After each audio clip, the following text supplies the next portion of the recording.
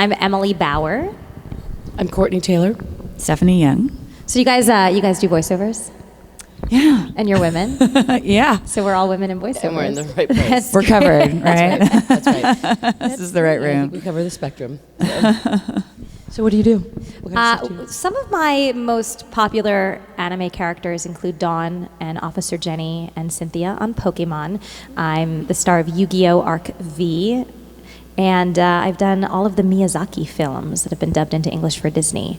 So that's been some of my favorite pieces. I'm also Emily Elizabeth on Clifford the Big Red Dog, which is much more mainstream animation, but one of my most favorites. But I would have to say my favorite animation project was my very first, which was the voice of Christina Aguilera versus Britney Spears in Celebrity Deathmatch for MTV. Nice. Just a slice of pop culture for you. Nice. How about you?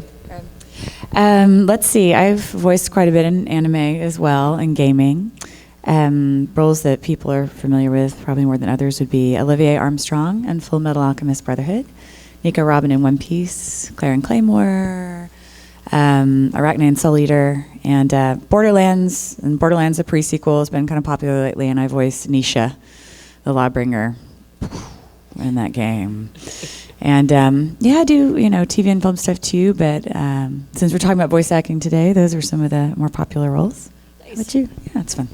I'm Starla on regular show on Cartoon Network. Woohoo! I'm Jack in Mass Effect, if you're into crazy bald chicks. I am the female player voice in Fallout 4, and Ada Wong in Resident Evil 6, Raccoon City, and Damnation. I think those are the biggies. And Serena in Halo Wars, like a bunch of other games. Cool. In terms of like being a woman in voiceovers, how did you get started in voiceovers? I guess. Me? Yeah. What do you think? Actually, I got started through another woman in voiceover, the fabulous Laura Bailey. Oh, fantastic. We had the same agent, and I was just acting and doing a lot of commercial VO and stuff like that. Mm-hmm. And she said, she was directing a show called Gunslinger Girl, and said, "Hey, you're an actor. Hey, you do voiceover. Why don't you come check this out?" And what a wonderful way to be ushered into the world of doing voiceover for this type of work for anime with the lovely Laura. She's just fantastic. So it was a lot of fun. And of course, once I got in the booth and got out, I said, let's do this again and again and again. And just started working with Funimation and then some of the other groups around. I'm based in Dallas, Texas, and just have continued, working there. And it things kind of roll off each other. But it's been a while, and luckily shows like One Piece go on forever. And ever. And no one's complaining on our end. No. But I was joking with someone. I said, Nico Robin's just become part of my life. I've been voicing this character for 7-8 years now.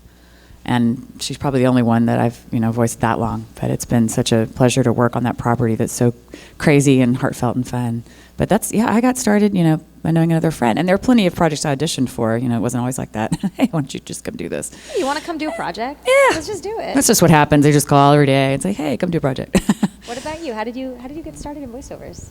I got started because I was managing a boxing gym, and that makes sense. I mean, of course, boxing right. gym voiceovers. That's right. And I was going to theater school in San Francisco, and I went in to do. I was applying for a master's program in New York for theater, and I did my classical and contemporary monologues for a gentleman when I was auditioning, and he said, "You have a terrible voice. I would never accept your application to my school with that horrible voice. You should go to a doctor and get it checked. And once you get a doctor's note, I'll consider your application." So I left in tears, and I went back to my voice and speech teacher, Elizabeth Payne, who is a voice actor herself. And she said, "I think you have a cool voice. You should try voiceover." And I didn't know what it was. And so you didn't even really know, coming from a theater background, you were like, voiceovers? Did not even know it existed as a job. And why don't we ever talk about that in the theater? I was a theater kid too in college, and we never talk about it. No, that opportunity. Video games weren't even. This was like 1999, 98, and so maybe even a little earlier than that. So I had no idea. It wasn't the industry it was today, that's for sure. No, and I was in San Francisco, so it really, I think there was one person working there, Denny Delk, the voice of the guy who said "got milk forever and ever." Nice. That was the only person in San Francisco who worked. But I went to a voiceover class, and the minute I got behind the mic, I was like, oh. And I studied with a woman named Taylor Corbo, who got me my first audition, which I booked. And then I moved to LA to try and do it for a living, and I had a woman agent audition me, and she auditioned me and picked me up, and I booked my first audition with her. So I was like, this is a sign. This is a sign. And then so on and so forth. The first job I got for video games was a Star Trek video game. Also, an American Idol video game came out at the same time. Perhaps you remember me as Paul Abdul. But the wonderful Chris Zimmerman, who directs me in regular show as well, gave me my first voiceover video game and my first animated series. So, did you ever go and get your voice checked by a doctor? I did, and I had vocal cord nodes, and I still have one. And they're working for you. Yeah, and actually, where's that theater instructor now? I know. Like, I wanted to send him some flowers when I booked the voice of Toyota and be like, but I didn't.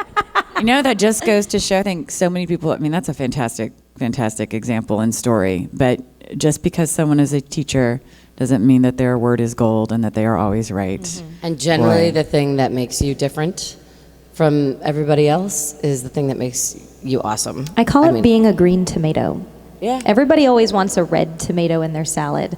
We always get red tomatoes, and every once in a while you're like, maybe I'll try a green tomato, and they taste just as sweet, if not better. Yeah. But sometimes you have to be actively looking for that one different thing.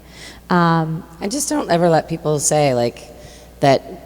I feel like, everyone always tries to get everyone to be the same. And I've always had this voice. It was a little exacerbated by the boxing thing, but... Now wait, were you boxing too? Yeah. Wow. Yeah. Competitively? For a while, yeah. Interesting. That also came in I know handy somebody in who does video that. games. They just won a Golden Globes for the New York Post. Nice. Because that's what women do. Yeah. I love it. Yeah, it's a thing now. So, and you say, you don't have to sound like everyone. You don't have to be like everyone. I look at the three of us on stage. Now, you came from an acting background. You were doing on camera. Same here. You were in theater. Voiceovers isn't really something that people... I guess when I was growing up, I didn't wake up and say, I want to do voiceovers. I want to be on commercials. But you know what I really want to do? Promos. I really want to do the coming up next for my Sponsored favorite. by. Yeah, that's my goal. It's my dream. People don't necessarily say that. Maybe people love animation, but they don't always realize that that's something that is a job that they can do. There's no such thing as community voiceovers. There's community theater, and I think that's how a lot of people get started. But people take all different paths to find what makes sense to them. For me, I was on a soap opera as a teenager, and I was doing a lot of commercial voiceovers, and I really just fell into animation. My biggest anime, my first anime job was for Disney, and they had just procured all of these incredibly beautiful Miyazaki films that they were dubbing into English.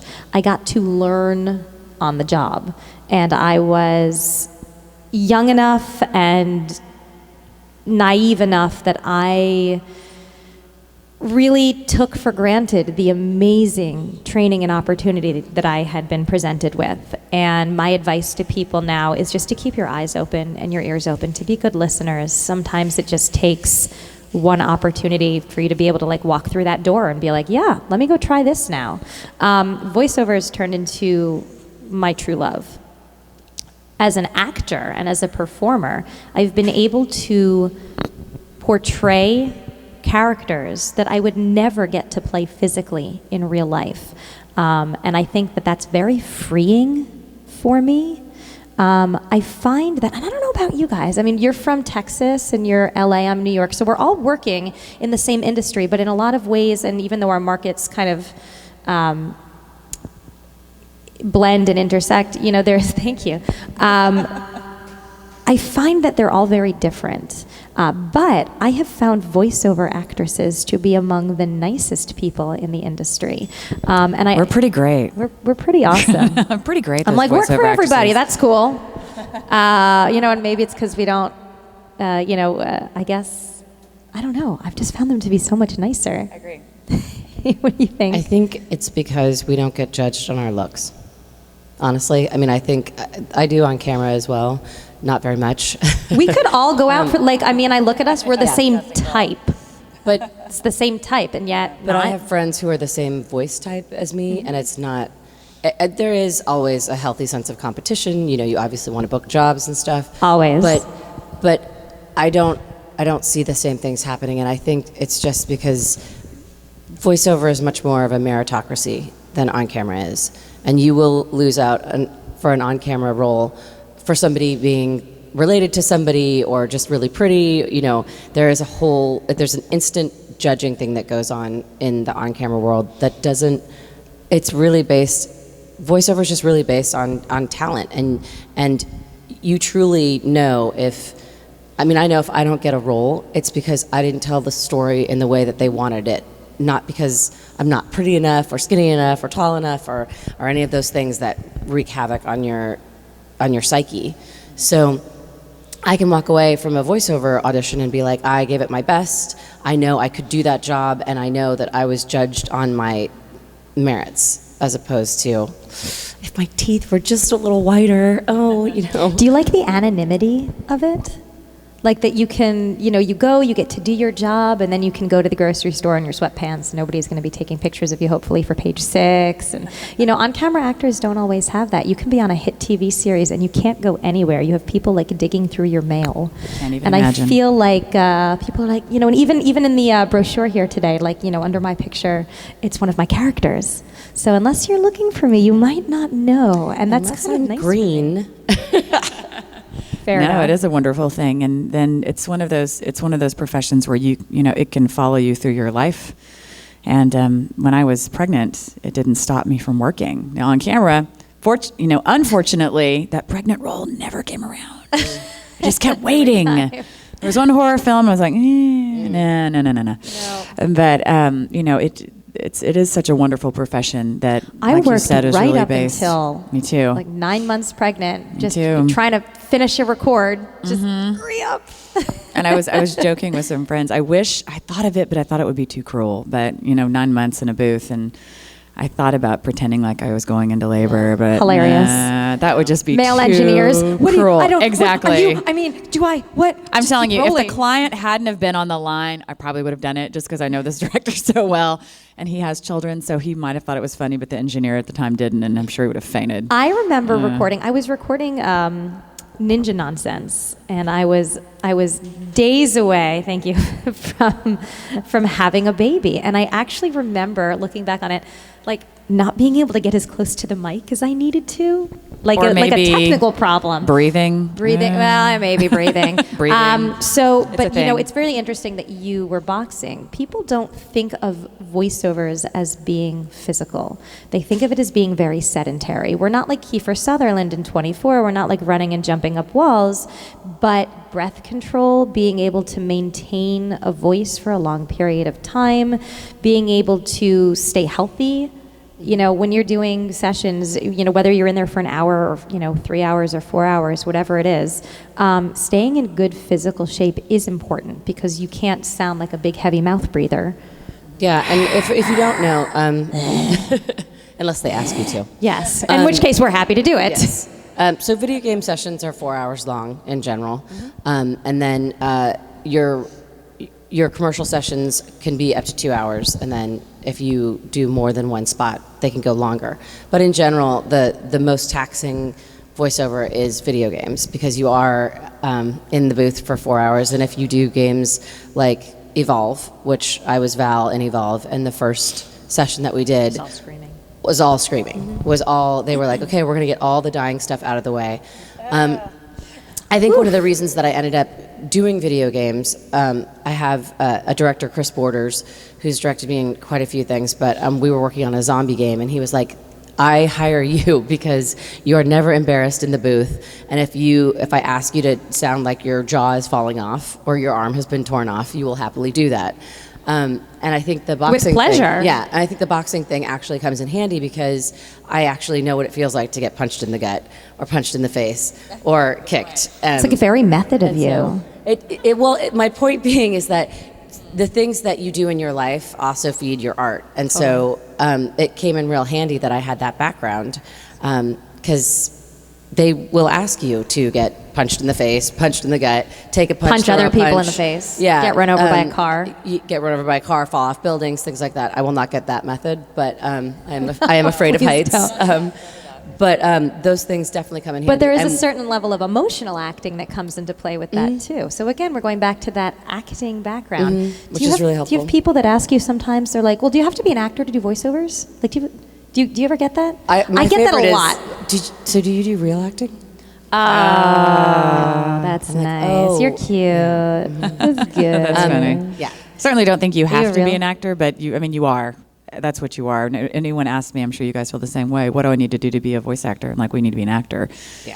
Just focus on your acting, and then I think that will take you where you need to go. You could not have an acting background, but I don't think you'll sustain yourself. I think the people who have the longest, most rich careers are the people who do have an acting background. And the things that help you have, the way you build your acting chops are, especially in voiceover, funny. So improv classes, stand-up comedy. A lot of stand-up comedians do really well in voiceover because they're fearless, because that is the scariest friggin' thing I you can will do never do of all that. And I time, have a right? friend that does stand-up, and I'm Oh my God. terrified. I die. And I'm a little scared of her now, too. I die. Just that I know I'm like, you do that. Yeah, like that's. Well, the you talk ballsiest about thing ever. voiceovers, you're like, well, it's not personal. It's really, it came down to my skill. When you're up there for stand-up, if they are not laughing at you, It's personal. you did it. Yeah. Or you didn't do it. And that's... A whole different degree of And vulnerability. you talk about being brave in acting. You have to just kind of leave it out there. And in voice acting, you're falling off a building. You're not going to be afraid to make these, sounds that, whatever it happens to be. But stand-up to me is... I find it really interesting, though. Wow. You've been punched and all of those things. And that is something most of us probably cannot attest to. And you have to. It is interesting when you get pages and pages of reactions. I remember the first game I ever did, I just thought, wow, how many different ways can you sound like you've been punched in the gut? A lot. Try being on Pokemon Then you learn when there's you're a quite a few creature ways. and you can say one word, and you have one word that you're allowed to say for 10 years, and you have to go through all those situations only using the name of your character as your Pokemon. It really is a lesson. Well, in... Christian Nairn is here as well, so I'm sure he could talk about Hodor a little bit. Absolutely. I was actually brushing my teeth this morning going, I wonder what that audition process was like. Right? What were his sides like? Was he just like, I gotta memorize my lines? I gotta get there. Yeah. What is that? So we've all done a lot of things that we're really, really proud of, and characters that we're known for. But I know that I've worked on projects that sometimes I do them and I forget about them. And like a couple years later, I'll be like, oh yeah, I think I did a thing. What was like the funniest or weirdest job that you've had the pleasure to work on? Like I remember working with somebody once. I got called in. I booked. It was a pilot, and the director was also the writer, who was also the producer, who hired me after having me audition, because that's how you do get jobs. You can be the most established voiceover artist, but you still want to make sure that you're the right fit for the job. Heard my audition, wanted to hire me, calls me in. We're having a great session, except for the fact that he wanted to basically do everything himself. So every line that I would do, he'd be like, well, what about, why don't you do it this way? I'd be like, why don't you just tell me how you want me to do it after a while? Because this was a gentleman who had probably been under his covers acting out these characters with sock puppets for 2 years. So by the time I got into the booth, I could do nothing right. And it was very, very frustrating. Long session. It's a long session. Long session. But I've also had sessions, I don't know, like the sessions where I'm dying and jumping and falling off things. I think those are emotionally taxing too, because you want to make sure that you stay focused enough. It's very easy to think that you can check out if you're just saying a word, or if you don't have any active dialogue. It's not the case. A lot of the times I think those are the things that I'm really like most focused on. But have you had any like weird or like crazy or funny, disastrous recording sessions? I have two that I can think of. God of War. God of War. So one of the first, I was fairly new. I played the twins in the first God of War. They are just twins who have sex with the main character. And a friend of mine was directing, and Keith Farley, the lovely Keith Farley, who is Kellogg in Fallout. He and I have worked together for years, but we were fairly new friends at the time. And that was just what I call voice porn. And that was the first time that I did that, and he was mortified. I mean, he was more embarrassed than I was, but I was just like, please, is it everyone because you turn knew around. him and you were friends, and then you were twins having sex? Yeah, all of it? Just the whole, and it was the first time I had done that. Like, it just, like in when I was taking acting classes, I kind of jump in with, like, I just go for it, you know, like, and I had said to myself, if I ever have to do an embarrassing scene on camera, I'm going to do it now in my acting class so I can just get over it. So I did like a scene from Hurly Burly, you know, where I'm taking my top off, so I ended up like in my bra in front of my acting class and stuff, and I was like, okay, that's done. So I will never be nervous about that again. But I had not thought about voiceover. So to do voice porn in front of my friend, that was pretty gnarly. And then, it was pretty awkward. And then I worked on a game called EverQuest 2, and I walked in for the session, and I was playing something called a frog lock. And the engineer handed me a bottle of water and a roll of paper towels. And I was like, what's going on? He's like, you're going to need this. And I was like, oh, please, wow. I mean, really, how hard can it be? Whatever. So we had to do pages of dialogue with water in our mouths. I had a session like that. And so to make it sound like that we were these frog lock creatures, so I had this bottle of water, and I would do it for you, but I don't have any water. But I had to do everything like this, and then I was literally like, I was like waterboarding myself during this session, and I was covered in water. The mic stand was covered in water. I'm like, we have live electricity, you know, like I'm like, it's all ending now for just, you know, frog lock number 4. So that was, and I like literally walked it, like my hair was soaking, like I was choking, and I was like, wow, all for scale. It's all for the art. It's the art for scale. Things we never knew we'd be doing, right? Yeah, exactly. I'm like, my mother would be so proud of me right now. This is where the theater major came into play. I could speak with water in my mouth. It's always the things that you wish. I will say this because I forgot to say it before. The classes that I took in theater that I hated the most, voice and speech and masks class. The two things that I use every single day now, where I was literally like, do I really have to be a cat? Oh my God! Yeah. Like I've got a cat mask on, and I'm like, meow, this is so stupid. Meow. Oh man, and now I'm like, mask class. What have I done for the last 2 years? I've played a Catwoman on Elder Scrolls Online, and I was like, maybe I should have paid attention. Wah wah. I love mask class. I know. It was great. Voice and speech. Where's this going? Right, yeah, your career. But at least you can say, like I said this in another panel, I can't stand when people say, oh, you have a liberal arts degree, or oh, you have a theater degree. What you doing with that? Working. I like, so what restaurant Not do you theater. work at? Well, but acting. Right, but acting. Yeah, right. I actually was Manicurist. a broadcasting major. Oh, Theater okay. Actually, and then I went to theater school afterwards. Oh, so okay. I could set up a VCR for you. What's a VCR? Exactly. Exactly. One of my craziest roles, pretty recently that we recorded, was in Fairy Tale. It was Pisces' mom. She was insane, and she went from being this goddess woman to a very large fish, and everything she did was everything was up and high and singing, and it was crazy. And so many of the characters I voice are lower, and you know, she was just all over the place and insane. So that was actually a lot of fun, and that was different for me to work on, at least. And, it's funny, like in the show of One Piece and any anime, everything is just so out of the box and insane, and you just accept it and think, wow, this is what I get to do. This is my job. I get to go in here and work in these crazy, zany worlds. But, again, Glass Fleet, that show I was in, I played BB Mozzarella. So I see some of you that were my panel. Like, remember that? Remember? But BB was so much fun because she was smoking on a hookah pipe pretty much the whole time. So many of the lines you would have to inhale, I want you to kill them. No.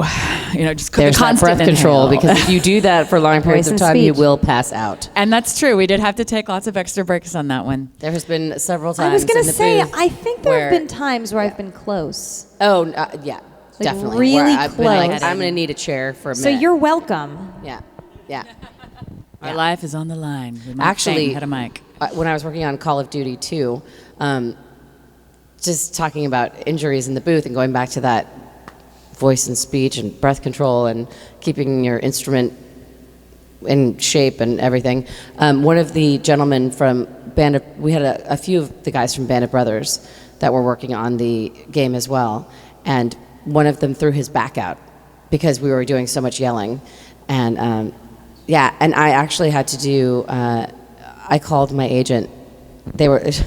We finished the session the first day, and she was like, okay, they want to book you again tomorrow. And I was like, no, I need a break. I mean, I literally woke up the day after. I was just doing a Russian soldier, but I was screaming with a Russian accent.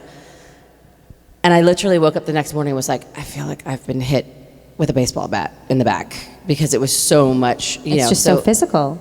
Yeah, it was insanely physical. So there are funny little things that you never think. You're like, I'm standing here for 4 hours, and you're like, I'm getting very lightheaded. I need to. And by the lay way, down. standing for 4 hours, that physicality of that role, I rarely sit. I sit if I do audiobooks, which I can be in a booth for, a full day. 8 hours is typically, well, it's like running a marathon. So, you have sprints and you have long distance and then you have marathons, and it really is just about, but again, vocal health and trying to stay healthy. But you're very physical when you're in the booth.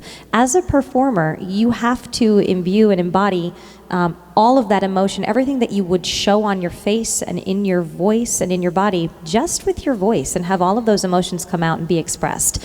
And a lot of people, again, who say, oh, voice acting, do you do real acting? This is the hardest job. I mean, you work very, very hard. And it's interesting how I was thinking when you have a really, really hard session and your cords they're swollen, they're tired, they need a break. And then you get that email or that phone call for, hey, you've got another job tomorrow. And normally that would be a wonderful thing, but inside you're going, oh gosh, how are we going to do that? I'm a singer, I'm a professional singer, and we gig about 3 times a week at least. And I have to be really careful. So with games, I have to be really careful. And I don't have these rock star chords that can just scream all day long and then sing that night or do it again the next day. And it's been a real challenge, but we all, I'm sure, have our tricks and our things that we do to make sure that we can continue to work. Because, if this goes out, you can't work. You can't go to work. Yeah, getting a cold's a big deal. I'll never forget. What kind of things do you do to stay healthy? Like, do you have any things that you do, or? I know pre-baby I slept. I remember taking slept a nap a lot. one time. I was a took a nap 10-hour once. a night girl. It was fabulous. My husband and I were joking, remember, because we're both independent contractors and work from home and do things out, Remember outside when with other you people. took a But nap? we would set the alarm for 9 a.m. or 8 a.m. That's nice. But I think sleep is one of the biggest things that you can do. Obviously, you need to execute the things you do properly. But sometimes, games especially, you have to give it your all. You guys know when we're not fully committing. In Claymore, for me, that was one of the biggest challenges. In most of my sessions, this character basically, in layman's terms, has a monster inside of her that's always coming out. And so that has to be guttural. It has to be 100% commitment. But you have to be able to do that without totally thrashing your chords. I love throat coat, hot water, honey, and lemon. I hemorrhaged my vocal cords Oh, last year. man. And didn't work for the last 3 months of the year. Were you so mad?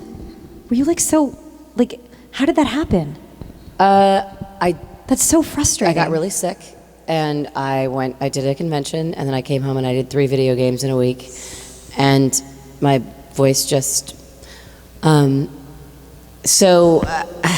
mean, how many of you guys are aspiring voice actors?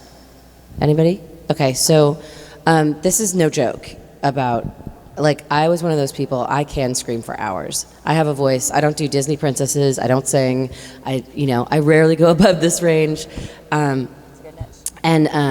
So I was always like, vocal stress, whatever. Like, it's a thing, I guess, for, people who are Disney princesses. It's no joke, and it took me out for a long time, and I was on vocal rest on and off for 2 months. Was that the hardcore kind of vocal rest where you didn't say a word? Not a word. Has anyone ever tried that?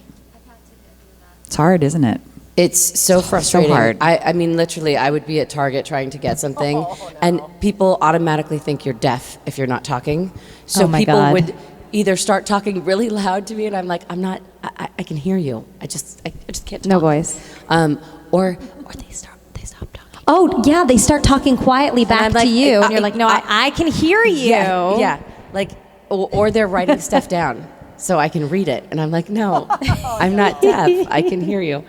Sorry. And oddly enough, whispering is harder on your voice than speaking. Yeah. Yes, FYI. that's true. But You it wouldn't is, think I mean, it's no joke for anybody. And I actually, like, I don't know why, but I ended up meeting people who had permanently damaged their vocal cords twice while I had this going on. And I was like, oh my God. It's over. So, like, if you get strep or you feel like your voice is getting screwed up, you must take a break, because there's really, permanent damage is real.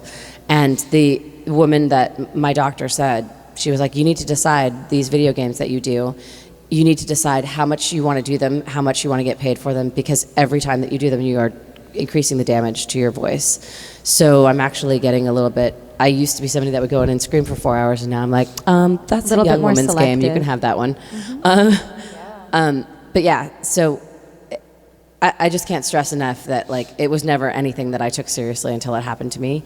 And now I'm working with the union to try and get better guidelines in place so that the producers understand there is a disconnect between the people who make games and the people who voice the games, that we are just like horses That we're not can machines. be run. And you have to let them know. And so, Wow. but if you are an aspiring voice actor, lots of fluids the night before, totally hydrate. One of the guys from Jersey Boys, he said that he treats every night as a marathon. So when he's done singing, he does Frankie Valli. When he's done, there is no talking for the rest of the night. There's no alcohol, there's no smoking, there's steaming. I mean, it's a whole thing. So if you get to a level where and I do a lot of video games, and I'm very grateful for that, but there's a certain point, like, you really do have to take care of your voice. And that's such a good point with the smoking and the drinking, smoking, obvious. All the fun stuff, All the fun don't stuff, do it. bye-bye. Unless you just want to be a metal rocker, and then maybe you can get away with that. But but the drinking, Even if definitely, you're a metal just rocker. dehydrates It you. dehydrates you. Yeah, so you have to be really careful. When I've done musical theater, there was a show I did once where they didn't mic us. Oh, like old I school. know, they were trying to be purist about it, and it was in the round. Yay! But I remember I didn't touch a drop of alcohol during that run because I was terrified. Because, especially with live performances, I can't even imagine Frankie Valli doing that show. Mm-hmm. But you can't have that little hiccup No, I have in a your friend who voice plays or that Janis little tickle. Joplin Oh, on Broadway. wow. She's played Janice for like the last How? 10 years, and Man. and on Broadway crazy. they had 3 people doing it, because you literally cannot be Janis Joplin 7 nights or 8 shows a week, and yeah, she was like, no joke, nothing. And I was like, okay. One other little thing that just came to mind was that I thought was interesting is how you speak on the phone. I had a voice teacher for singing that she would call me, and when I answered the phone, I had a desk job when I was right out of college, acting, and had the day desk job, and she would call me to see how I answered the phone. She liked me. She was kind of. I'm glad she was Were you dedicated. like, what is it? Yeah, what do you mean, but how I was do you more answer like, the phone? "Hi, this is Stephanie." Da da da da. And she's like, "You're speaking in this punching kind of manner." They're so angry And it about wasn't that I was low. I don't talk like a lot of my characters anyway. It's low this morning, but that just it's interesting how you speak with other people and communicate to not have that kind of. For those of you that have that little punch in it. I don't know. It's interesting. All the little voice things. is supposed to be like this. It's supposed to be like butter all the And I was time. like, really? Just It's not really nice and realistic. smooth. Yeah. But I things have a to think speech about. therapist How who about you? just yells at me constantly for talking like this. You You guys guys must talk. have questions, so Don't let's speak. get to you. Don't speak. Like speak different languages. I speak like kind of 3/4, and I noticed that in each language, my voice actually is different. So like this is me in Spanish. Y así es como hablo en español. Like when I speak in Spanish, like my voice it's more is fluid. higher and stuff. Like you have experience with that. I don't speak multiple languages. I think, however, that I've noticed that I have different registers that I will speak in if I am. Do you have like a counter voice, like when you're speaking to somebody for like customers? Where it's like, "Hi, I was just wondering if you could send down my breakfast," or I don't know. Like I feel like I put on like a higher voice sometimes, but I think that part of being a voice actress is knowing what your baseline is, knowing what is your natural speaking tone, and then being able to manipulate that for emotional situations. But I can't really say because I don't speak multiple languages. Do you have any more questions, maybe? Open it up. No? Okay, then we'll just keep talking. Yeah. We'll keep talking about vocal health all day long, let me tell you, because that is a big deal. It is so riveting. No. It's over here. I've seen, I follow Stephanie Shea on her Twitter. Oh, nice. Like she's posted like clips of her doing rehearsing a voiceover, makeshift voiceover booths. The hotel bed, yes. How often do you do that? Like instead of Every time. How long have we been here? yeah. So 3 days. Wait, so the question is, how do we what? how often do you when you're traveling or at a con, how often do you have to sort of Like a mobile recording. Oh, having to audition from your room and things like that? Is that what you're Every saying? time. I was the Yeah. network announcer for MTV for many, many years, and I had the very good fortune where they were like, yeah, just, send us in your MP3, because they were going to filter the crap out of it anyway. So, when I started doing remote recordings, it really was, first of all, that was able to happen with better internet connections. As long as I could get it, everything else, for the most part, I could control. Every time I go away, I bring my mic. It's very easy to do a mobile setup. Not everything you can do that's going to be broadcast ready, and for animation especially, 99% of the animation work I do, I need to be with the people that I am recording. Not the other actors, that's a rarity and a privilege when that happens, but the director and the producer. They want me in the same booth for consistency, so I sound like all of the other actors. You have to record in the same space. With the same mic, Correct. because mics will change. Do you have the a way they favorite? sound. Do you have a favorite mic? That you have? I have a. Do you guys really want to get to nerd talk about? No. But when you travel, do you travel with that No, microphone? I travel with an a different one. Apogee, just a little mic that Yep. you can get at the Apple Store. I generally am. I send my auditions in mostly as a courtesy. I rarely book from my hotel bed. It happens. Gonna put the but- covers on but I tighter. have- It is but funny, I you know, have the blankets. I was doing promos for Lifetime, and I did not bring my mic one time. And That was the time that they were like, we need you to come back and do this thing. And I was like, literally cannot get back in time. I had driven to Palm Springs, and they needed me back in like a half an hour. And so I spent the half an hour driving around Palm For Springs. those of you that don't know, that's like a good solid 2 hours. Yeah. can't. There was no way I was going to make it. They needed to correct something, and it had to go to air. And so I ended up going to a Radio Shack and getting a gaming headset mic and recording it from my closet in my hotel room with a gaming headset mic. Wow. And that went to the air. I mean, I don't know how they cleaned up. It must have... Through the magic, we have to give big props to the engineers that make us sound really good, because they have fixed some stuff for us. And worst case scenario, if you have to, normally, now I know sometimes conventions are in smaller towns, but normally, in a place like Miami, if you have to find a booth somewhere, you can find a booth. I and traveled rent a it. lot. I traveled a lot this summer, and my shows were kind enough to let me do a couple sessions remotely. Again, the advent of technology has made that possible. They patch in, they can listen, they can watch, they can do whatever they want. And I've been able to record in all major cities. And throughout they the also US. do it too. I have recorded games for LucasArts where I can hear the producers' dogs and kids running around in the background. I'm like, And they're listening. yeah, they're just listening on Skype and, being like, I said get down. Oh, sorry, hold on. Wait, just Put give me your pants on. Exactly. What do you... Exactly. And I'm like, it's cool. I'll wait. And I've also, the beauty of technology is that so much of the time when we record, they're not in the room with us. Like for commercials and stuff, we do a ton of remote recording. So I have actually recorded with the worst stomach flu and been throwing up in between takes, and they had no idea. Okay, got And it. it was That a is a Jack in the Box professional commercial. Wow. Oh, that is a professional, ladies and See, gentlemen. New York, we Pushing get the through. producers a lot. Because clients are, it's very interesting for New York versus Los Angeles. A lot of the ad agencies are based in New York. You still have some out of Atlanta or in Texas, but a lot of them are based in New York and obviously Los Angeles. But remote sessions, they will hire actors from one location and the clients are in another, but they are listening. And if you had the good fortune to be able to kind of hide that. Oh man, my engineer was my buddy that day. He was looking at me, and I was Like just your like, major he's like, just give me the wingman. high sign when you need. And I was like, okay. And I would like, and it was a super God. chipper, like Jack in the Box. It's a blah blah blah. And then I would and he's like, hold on, we're having some technical difficulties. I'm like, well, you're not lying.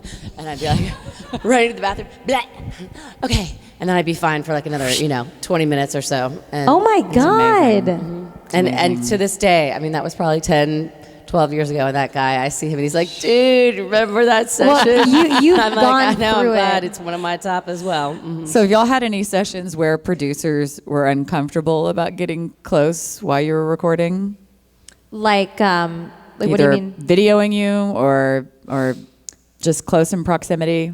Any awkward producer moments? Like they're in the booth with you? I've had. I know. I know what Like, you're what doing. is that? It was with an ad agency, and this one. I've never had that because I'm thinking, sound what? Don't we need to shut? And he wanted to just be there, Like that close. like here. And in my newbie days, that would have really freaked me out. And it was technical copy. I mean, it wasn't acting; it was technical copy. So maybe he just wanted to be close to just. I just don't think he Maybe had he ever just done liked it the way you before. smelled. I don't think so, but I really don't think that. It wasn't that. I really don't think so. But I just think he was unaware. It was his Of, like, gig. personal- It was a Yeah. legit gig. It was a good, it was a good gig. But it was just so bizarre. Because I'm like, okay, hi, and I kept thinking, are you going to leave? Okay, Well, we're good. I think there are some times, and he's just there with you. You're I like, had a oh, producer so- get into the booth with me because when I was brand new, I was lucky enough to book one of my first major jobs was as the voice of Toyota. All the television commercials. That's It was an fantastic. amazing gig. I was waitressing at the Yay, Cheesecake Factory. voiceovers. Yeah. I was And waitressing then- at the Cheesecake Factory, and the guys from Cheesecake Saatchi came in and sat in my section to tell me that I had just booked a year's worth of this huge campaign. Wow. And I finished my shift. I actually continued to work at the Cheesecake Factory, but Had the don't. time. If you're an aspiring actor, do not quit the minute you get a job. Don't quit your day job. Don't count your residuals before they hatch. Oh my God! So many of my friends are like bartenders, and they're just like, "I'm out of here," and then for some reason the commercial doesn't air, and then they have to go begging for their job back. Don't do that. But I didn't know how to be perky. I'm not really a perky person. I don't have a perky voice. And because I was doing a bunch of different commercials, they were rolling out a small car that they wanted a perky voice for. And I had a producer get in the booth when we were literally doing like jumping jacks and like, ha! And I was just like, I can't do this. And we ended up getting it, but I have done crazy things like push-ups and jumping jacks in the booth to try Physical. and get my energy up. Because what also happens a lot is someone will hire you. I got hired, I was the voice of Marshalls, and they continue, and TJ Maxx, and they would continuously, I would send in an audition like this, like, TJ Maxx, blah, blah, blah, blah, and they would be like, that's great, that's perfect. Okay, now we want you to do it really, really excited. And I was like, that's not what I did in my No, audition. but that's not what you really want. And so I would be like hysterical in the booth being like, sweaters on every aisle. Oh God, I can't do this. So range is your friend. Try and work on it. That's funny. The exact same thing happened to me in one of my clients in The Voice of Bells. And same kind of thing where I auditioned like this and then perky. But at least if you can do the perky and they keep you, then hey, that's great. They want cool girl next door, It's and then they fine. want hysterical girl. Shopping sales! I always get a little nervous. You know, you do a read, video games, animation, commercial. The clients are there. They go, okay, great. Just hang on 1 second. And they go, and you're in your booth, and you can't hear anything, and you're like, I'm fired. I'm fired. That's it. I quit. You know, maybe I should just go now. I'm going to quit before they fire me. I'm going to quit. It's good. They're like, okay, that was great. You're good. And you're like, they're firing me. They're getting, but you did what they needed you to do. You are very isolated when you are in the booth, unless, of course, you have a producer that wants to come up and like hold your hand, smell you while you're doing Weirdest it. thing ever. I really I don't know. It was bizarre. Never had someone hover to make sure things are right. That's a really good point, though. I just think in acting and probably in any part of life, don't assume that you know what people are thinking, because you don't. And as actors, it's so easy They're for probably us like to ordering go. lunch. They're There's gonna fire sending me. a text. It has nothing to do. Nothing to do with learning you. how to lip read. Nothing. Learning how to lip read has come in great handy. Because Especially, then I because can you're be like, deaf. oh God. When you Yes, spent 3 exactly. months as a deaf person, I'm sure that was really my lip helpful. reading skills have really come to a new level, and it is great because I can see them saying like arugula salad, and I'm like, okay, we're good. Oh, sure. Because otherwise, I'm like, oh God. Yes, in the back, you have a question?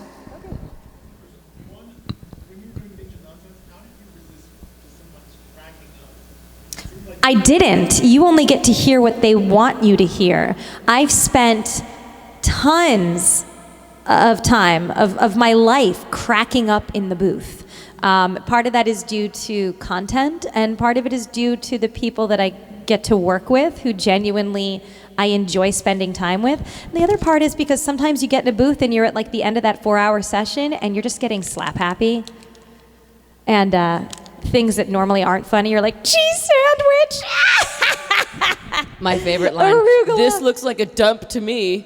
And I fell on the floor for like... And you're like, dump. You said Yeah, dump. I was like, dump cakes. Everyone's just like, you need to go. And I was like, I do. I was like, I think we're done here. for the day. And you had a second question?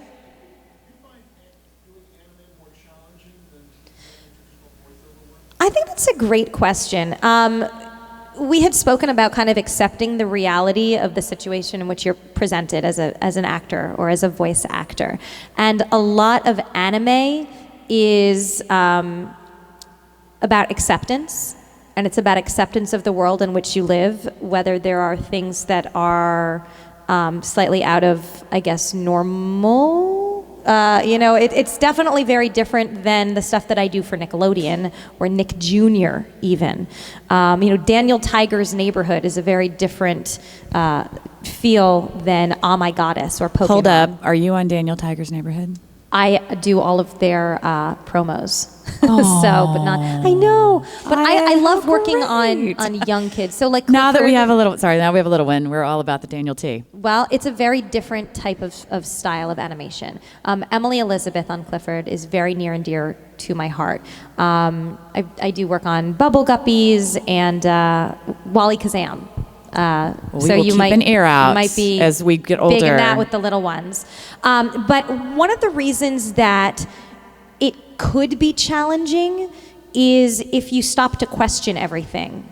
To say, well, wait, why are they? No, you just have to accept. And so to answer your question, I don't think it's harder. I think it's freeing. I think it really provides you as a performer with an opportunity to try new things, be a little silly sometimes, be a little crazy. Anime gives you a little bit of freedom and flexibility, even if you're being locked into matching a flap, to express yourself and explore characters in a way that you don't normally get to do in traditional animation. So much fun to play. And I think we all know certain clients that when you're recording games and cartoons and anime, there's a file. It's very different than your commercial clients usually have a whole different vibe. And, you're acting when you're doing anime and cartoons and voicing things like that versus Toyota or your commercial spots and your promos, which is, it's a whole different thing. Well, it's just a it's more different about skill. sound and intent. I'm still acting when and then acting I is, have is to. it's playing. No, I'm always acting when I'm doing my Fun. commercial stuff too. I mean, I'm always very clear on who I'm talking to, and it's a much more rooted in reality kind of acting. But I definitely am always. I love doing commercial stuff just as much as my video game stuff too, just because It's just to me, exercising sometimes a different muscle for me, and to I me, enjoy it's it. almost sometimes like on camera acting. When I'm talking to my child or to somebody I love. I mean, that's. But really you're fun right; too. it's very rooted in reality. Yeah. And that's something else because you asked about anime versus traditional animation. In traditional animation, a lot of the time you do what's called prelay. Does anybody know what that is? There's prelay and ADR. So prelay is when you get to put your voice down before the characters have So been nice. finished drawing, and then you are really able to create and take beats and make that character sound and take the time you need to deliver those lines. When you're doing anime, the characters have typically already been drawn. They're coming in, and you have to match a flap, or you have a certain time that you are limited to. They can typically reflap, I guess, if necessary. But you are much more limited in a technical way than you are with prelay animation. It's a different style. It allows you to do different things. Some people ask sometimes if you get to do, if you improvise, do you ever go off script? Sometimes, but typically with prelay animation, not really with ADR. The gentleman in the back had a question.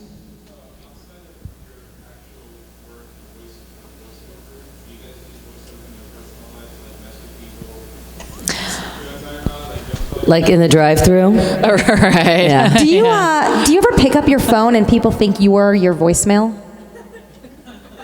Just me? Oh, okay. I think that might be just you. I'm like, I'll be like, hello, and I'll be like, hello, and they're like, oh, I'm sorry, Emily, I thought it was your voicemail. Oh, funny. Do I just sound? No. So I have a friend of mine who has a that. great voice of God, and he does that all the time when he's ordering of food. Yeah, Michael Tatum, love him. But he does the voice of God thing when he's ordering food, and it's fun to watch him do that. Actually, I guess if somebody calls and I don't want to speak to them, sometimes I pretend to be a kid, like a salesperson or like a telemarketer. ooh, that's a good idea. Yeah. I'm like, my mom's not here. Yes, go ahead.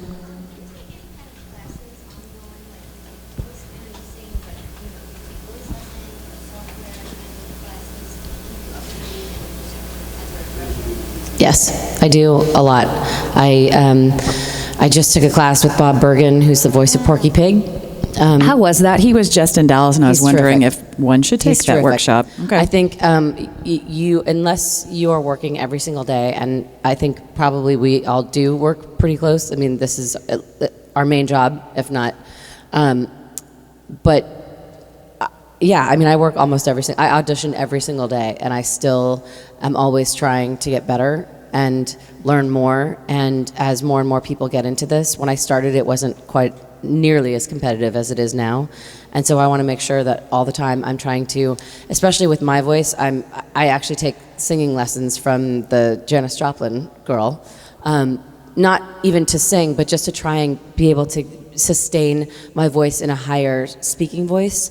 And, for vocal health, all that stuff as well. I think I actually recovered a lot faster from my injury because I had that kind of base health that was better. Because God, if it had been 10 years ago, I don't know what would have happened. But And it's almost like physical therapy in yeah. a way. Just And to then- maintain, that would be like asking a bodybuilder if they still work out.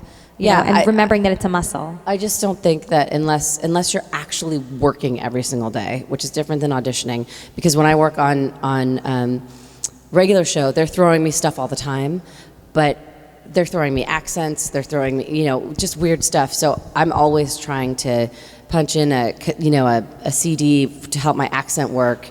I'm always, if not in class, thinking about getting better.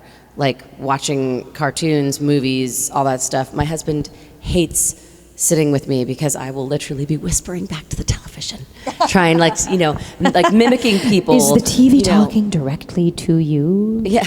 Actually, He's like, it is. stop. That's really annoying. And I'm like, I'm sorry.